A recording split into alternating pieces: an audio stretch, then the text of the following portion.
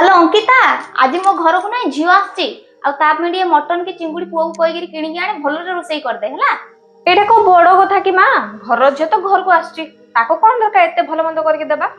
एमिति कौन कहूच अंकिता तो पाटरे टिके लगाम देगिरी कथा हो। हाँ माँ मु सत कथा कहले तो मु सतर भलिया के लागबी। आज तुम झील आसची बोली मते एते प्रकार रोसई करिया को कहि दउचो।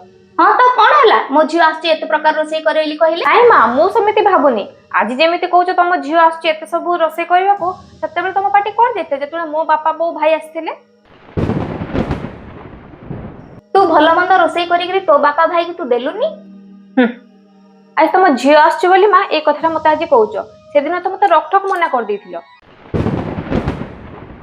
तमे जानिचो माँ से दिन मते बहुत कष्ट होइतला मो बापा बो आस्थिला आ तमे मते घांटा संतुला खाइबाकू दे कहिथिलो।